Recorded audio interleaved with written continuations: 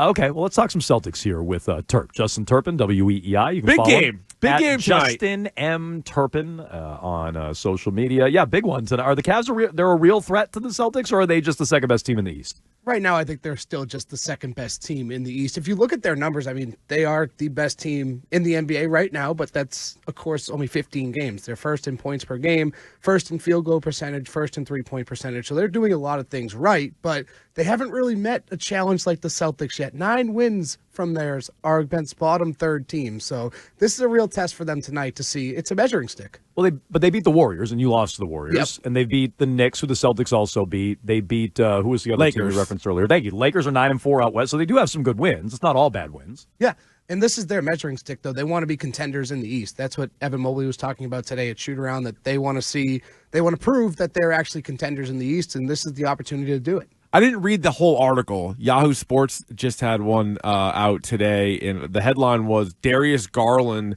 is now the league's most underrated player, which I like Cleveland a lot, and it's mostly because of Donovan Mitchell. But Jones and I were talking about this earlier. Like, you look at the rest of the roster, they had like the two bigs who are young, and people like them, and Mobley and Allen.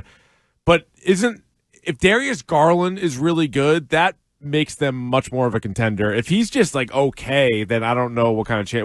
Where do you stand on him? I guess is my question. Like, is he maybe the most underrated player now in the league? I think he's up there. I think last year was just such a nightmarish season for him. He broke his jaw running into Kristaps Porzingis' hip. Right. Had like sewed shut or whatever it was. Lost a family member last year during the season as well. So it was a tough year for him, but we've seen how good he can be, especially now with Donovan Mitchell. I mean, part of the reason that they're able to play so well now is because it's not all on Donovan Mitchell. He's okay with taking a step back, and that's opened up room for growth for other players on the team, like Evan Mobley, who's shined offensively, like Darius Garland, even a guy like Ty Jerome, who was out all last year. So we're seeing he just sticks threes. Ty Jerome, holy smokes! They missed him last year. Yeah. He only played 2 games. So you're seeing that Donovan Mitchell taking a backseat is really opening up things for the rest of this team. It seems like, and we'll see tonight, it's an NBA Cup game, so you know the Celtics are going to get up for it. Jones is into it. I would like them to win it anyway, but I would like them to win just to keep their chances alive in the NBA Cup to advance and go to Vegas and blah, blah, blah. But they have played down to their level of competition lately. Like, they lost that Warriors game. They went to overtime against Brooklyn. It was a win. They lost to Atlanta. They go to overtime against Toronto. Another win. So it's not like they're losing all these games. But last time we talked to you last week, Turp, it's not like they're playing great basketball. Are you nervous at all about, some of these Atlanta, Brooklyn-level teams? The Celtics are playing down to them and having to scramble and go to overtime. Will that cost them at any point? Yeah, I mean, we already saw it cost them last week against Atlanta in the NBA Cup game, and who knows how much they actually care about it. But when you allow 20 offensive rebounds and 20 turnovers, that's just unacceptable. It's been done like 4 times since the 70s.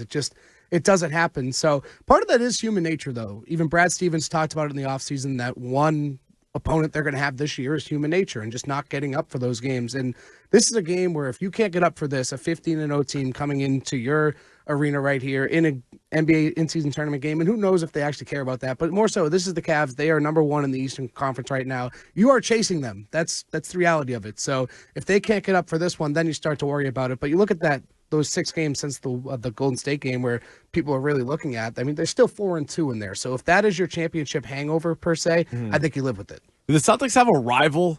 Because I don't think it's the Cavs, but I do think the Cavs are the second best team, and maybe this could be an Eastern Conference Finals preview. I just look at, the Bucks aren't very good. The Sixers are a disaster.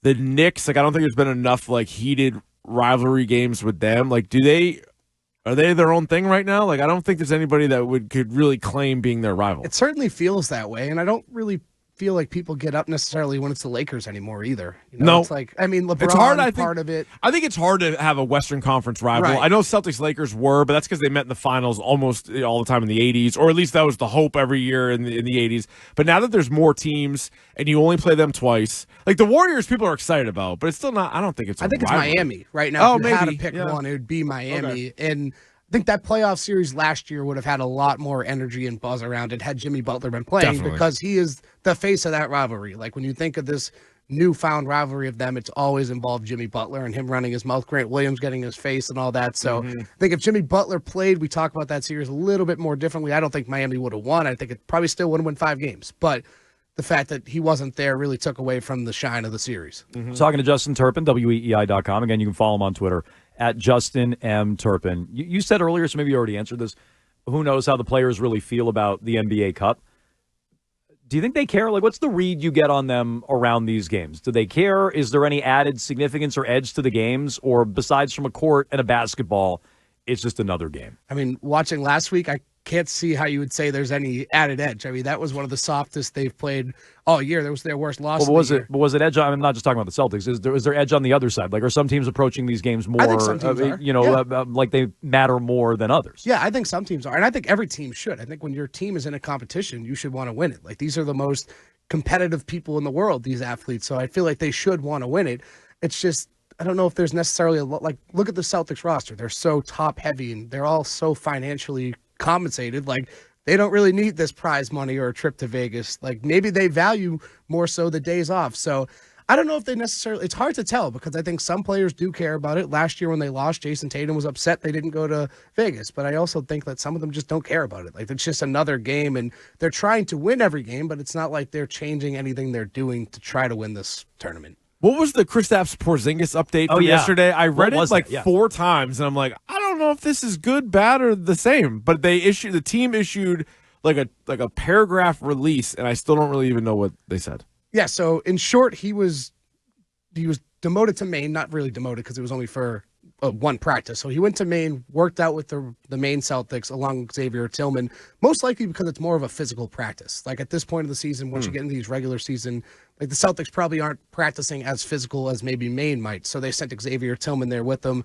partially because Tillman has fallen out of the rotation, get him a little more run, but also to give him some NBA level competition. But for everything that you're seeing and everything you're hearing from Kristaps Porzingis is he's progressing maybe even better than they thought he would. Brad Stevens said that on media day, that they were a little bit surprised of how well he's progressed. He's been traveling on the team, which is something you don't always see from players. So he's been engaged. And honestly, in Brooklyn, when I was there last week, he was just so eager to get in. During every timeout, he was walking out to the free throw line, just mimicking his shot. Like, he looked like he was ready to go. And he's really ramping up these pregame warmups where he's been getting work in before every pregame, and he's moving quick. It's almost more so than what he was doing last year in the playoffs, where everyone was making a big deal. It was like, oh, he's in Indiana, he's working out before. It was always a big deal. I think he looks better in these now than he did then.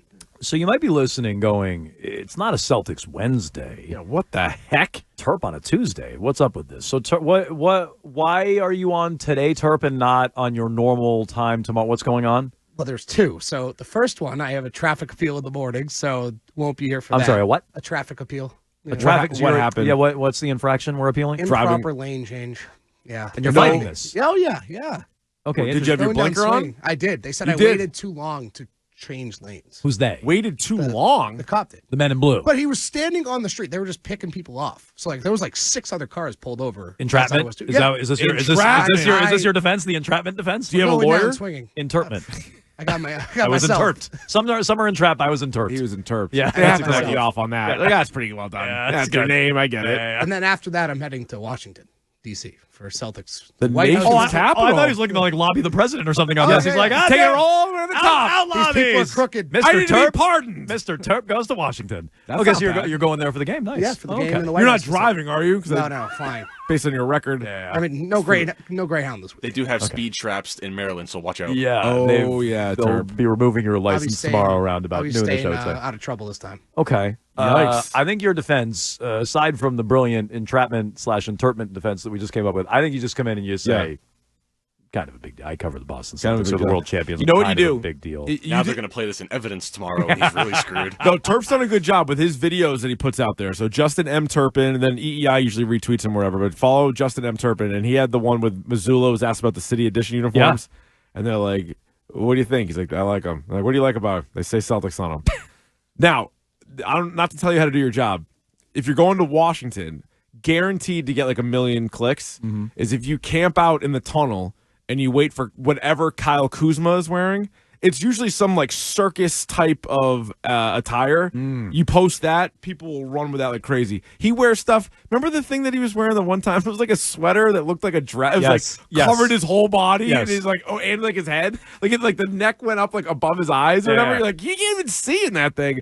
They've really embraced these like walk-ins. They love the walk-ins. These guys, these players. Like, you'll film those from time to time, right? Turp will film those. I know, but I'm saying like Kuzma's different than everybody else. Everybody else is like, okay, that guy's wearing not like really as entertaining. No, the Celtics just wear regular clothes. He's in a world of his own. Kuzma looks like he's ready to walk on like a runway where you're like, you just don't understand those clothes. I was like, watching you wouldn't get it. On Red Zone last week. They made sure to show, of all people, Mac Hollins, wide receiver on the Bills, his entrance. Does he have a good outfit? The construction worker. Yeah, you saw that. Yeah, that was outrageous. Okay. He had no shoes on. Okay, apparently he was shoeless. No, yes. Apparently, this is why I want to bring this up. Apparently, Mac Hollins, outside of football cleats, doesn't wear shoes. He doesn't believe in them.